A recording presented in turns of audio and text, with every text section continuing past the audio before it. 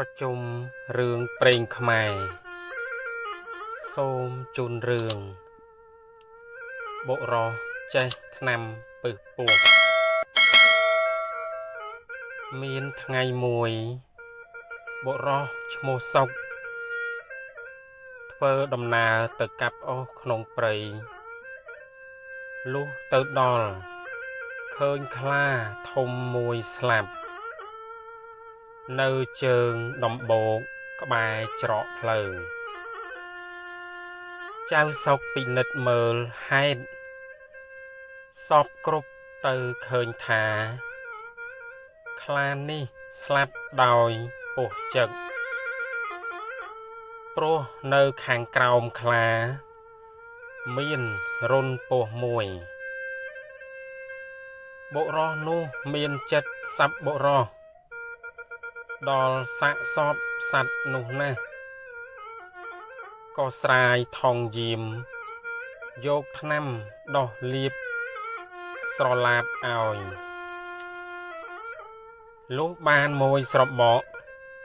ខ្លាដឹងខ្លួនឡើងឃើញខ្លួនប្រឡាក់សុទ្ធតែថ្នាំដែលលាបក៏មានសេចក្តីតោមនោះនឹងបុរសដែលលាបថ្នាំឲ្យហើយស្ដីឲ្យថាហេតុដូចម្ដេចបានជាអ្នកឯងហ៊ានយកអ្វីមកប្រឡាក់ខ្លួនអញយ៉ាងនេះ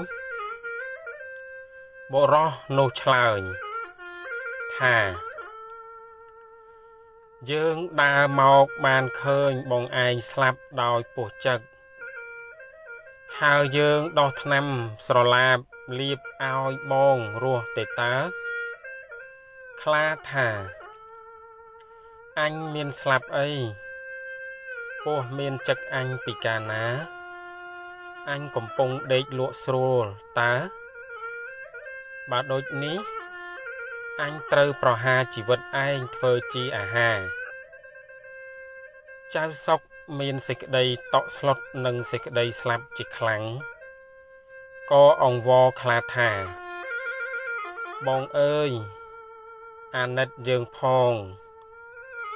បងកុំអាពិឃាតយើងក្នុងគ្រានេះអី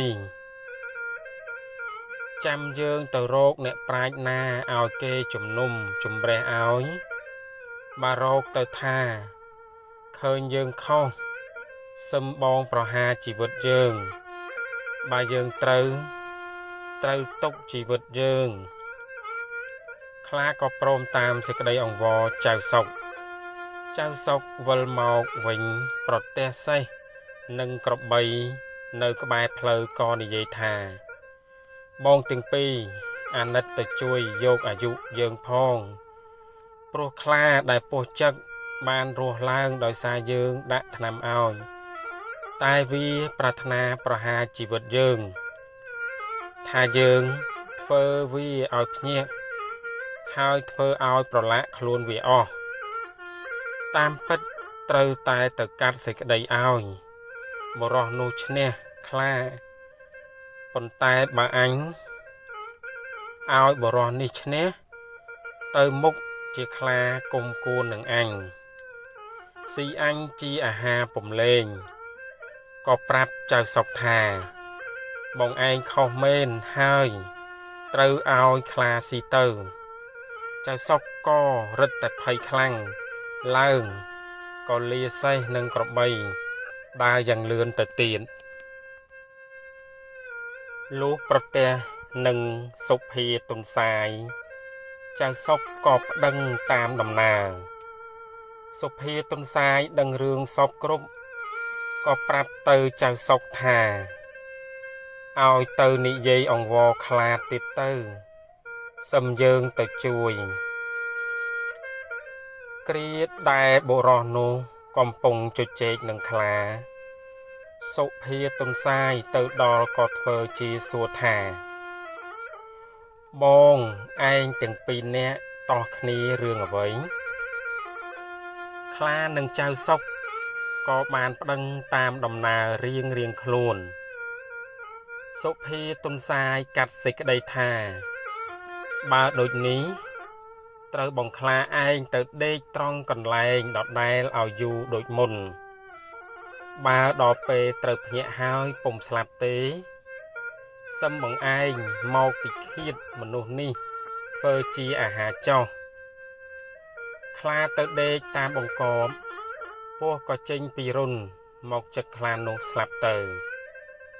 សុភាទុនសាយឃើញខ្លាស្លាប់ហើយក៏ប្រាប់ទៅបុរសនោះថា